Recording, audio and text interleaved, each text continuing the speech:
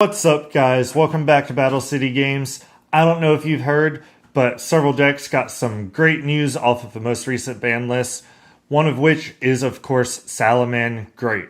This deck finally got Mirage Stallion back, which really bumps it up in terms of its tier status and makes it much more playable than it was before. As always, make sure you like the video if you enjoy the content. Don't forget to subscribe so you don't miss out on all of our future videos. And let me know what you think of the deck now that it has Mirage Stallion back down in the comments. Alright, let's go ahead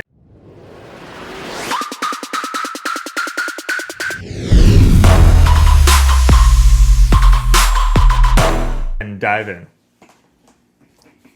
Starting off, we are playing Triple Flame Buffalo. Now, some people prefer to play Triple Lady Debug, but Buffalo is a level 3 for the potential exceeds plays, and just that ability to dig you 2 cards further into your deck while potentially setting up something like a Spinny or any of your other Salamangreat monsters into the graveyard is just too strong. From there, we have Triple Salamangreat Foxy. Just another pretty good starter, not quite as good as something like Buffalo, but that ability to excavate 3 cards from the top of your deck and add any Salamangreat card can definitely dig you into your deck and find some of your extenders, or maybe something like one of your Rage or Roars to your hand. And then additionally, that ability to special summon itself back from the graveyard just works in tandem with all the other Salamangreat cards to make sure you always have an extender ready to go in your grave.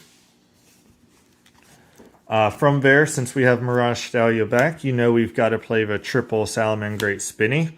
The ability of this card to spin its way back onto the board is just too good, as it makes sure, again, you always have a monster ready to go in your graveyard. And now that we have Mirage Stallion back, that Spinny will not be getting banished. It will be going back to your graveyard if you use it as exceeds materials. That's going to do it for the 3 ofs. Moving on into the 2 ofs. We are still playing 2 Lady Debugs. This card is still just too strong not to play. The ability to add any level 3 or lower Cyberse monster from your deck to your hand is extremely good as a starter, but in my opinion, just not quite as useful as Buffalo, so we decided to go with 2. From there, we are on Double Jack Jaguar. We're playing Desires in this deck, as you'll see a little bit later, so we want the double Jaguar just to avoid the possibility of banishing it off of Desires, because Jack Jaguar is one of your best recursion options, since it also allows you to recycle cards like your Mirage Stallion from your graveyard. From there, moving into the 1-ofs, we of course have that 1 Gazelle. Maybe we'll get him back to 2 soon, but honestly, with 1's not too bad because of all the recurability in the deck. You can cycle him back with something like Sunlight Wolf pretty much as often as you need to. From there, we've got the 1 Foul.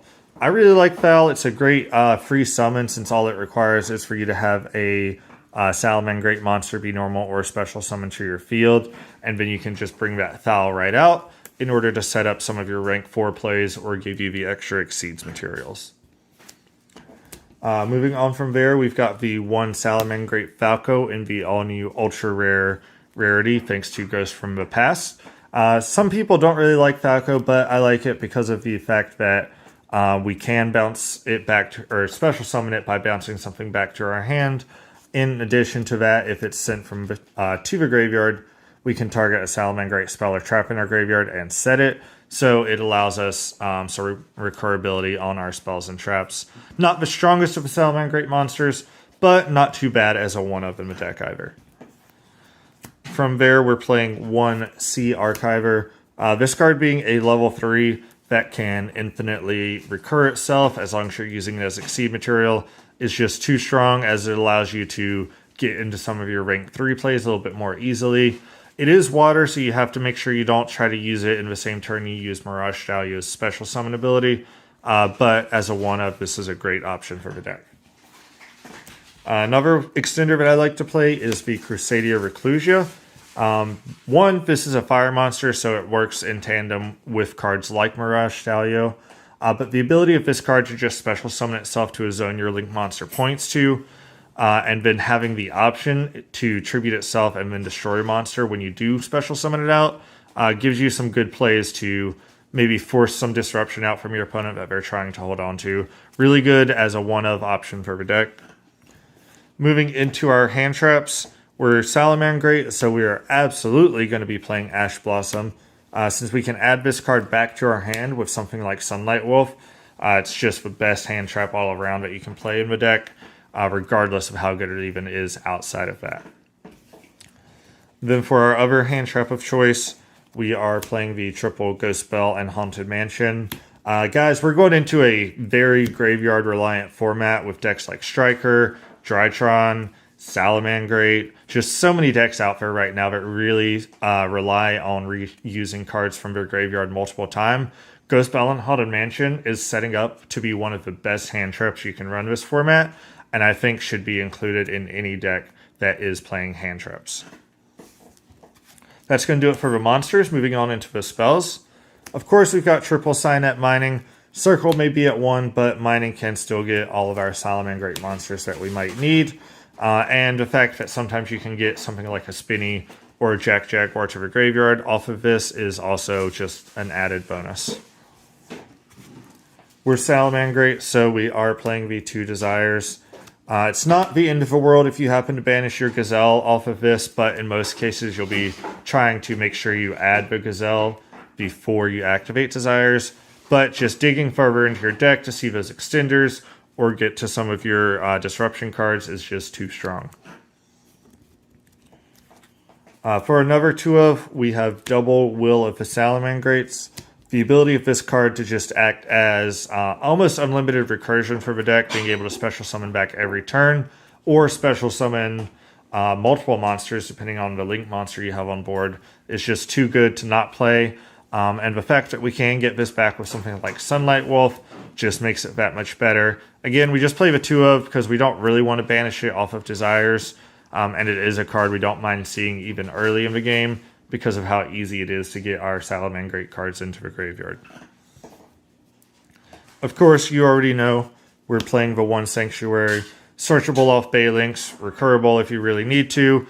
No reason to play more than one of this because you will always be going into your Baylinks before you activate Desires. Then for the last spell in the deck, it's the Salamangreat Circle. Maybe we'll get this back to 2 soon. But even at 1, still a strong card. We can always add that Salamangreat monster with the first effect, or target one of our Salamangreat monsters and make it unaffected by our opponent's card effect, which that effect will actually come up in some cases. Maybe if you're trying to use this as a reactive card during your turn, if your opponent went first, you can ensure that your monster stays safe. Moving on into the trap, first up we have triple infinite impermanence. We want hand traps, guys. Hand traps are the name of the game, this format. So Imperm is one of the best ones we can play, in my opinion. Just that double ability it has, as well as acting as a somewhat of an effect veiler.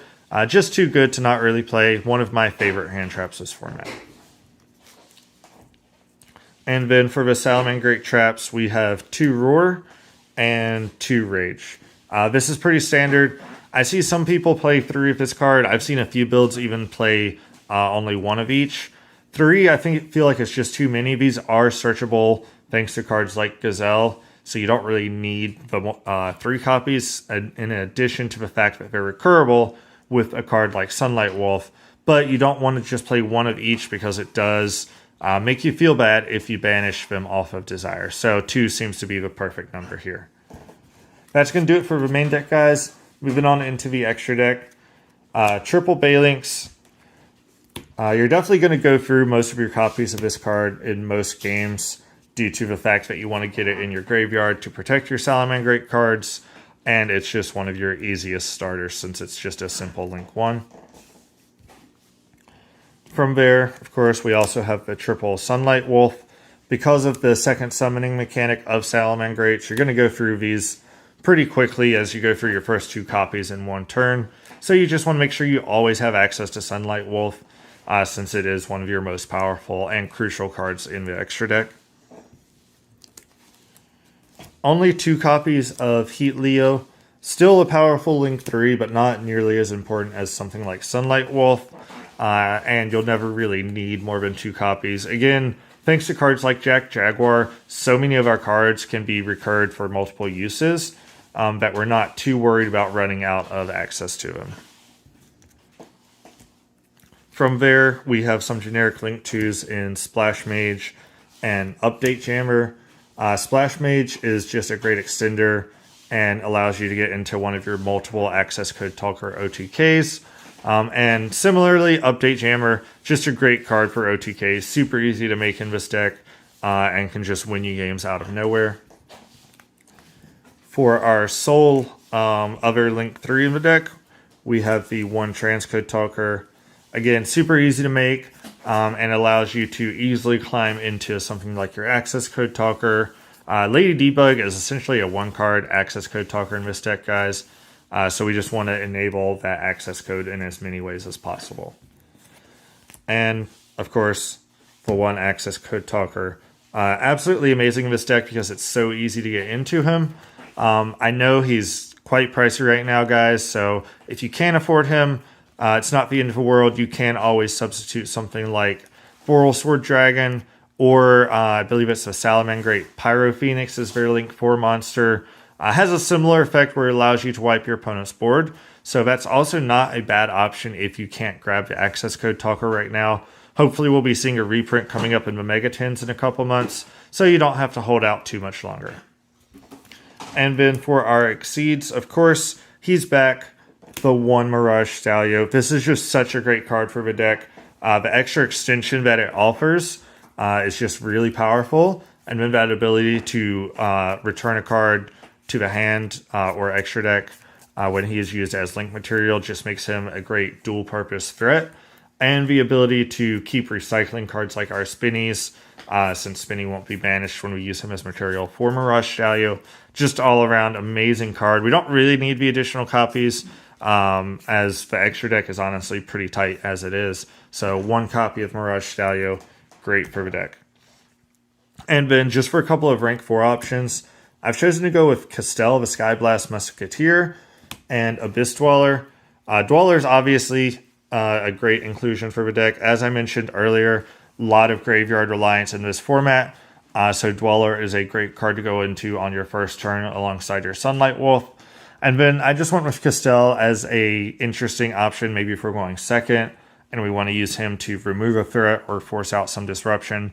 But you could easily substitute him for any other rank 4 that you prefer, maybe something like Puguska. There's a lot of good rank 4 options, so it really just depends on what you prefer. But I'm trying out the Castel, the Skyblaster Musketeer, as kind of a fun throwback option. So that's going to do it for a profile, guys. Let me know what you think. Is Salamangreat as great as people are making it out to be going into this format? Or do you think it's still going to stick around in more of that tier 2 to rogue category? As always, let us know what you think down below. Until next time, I'm Teague with Battle City.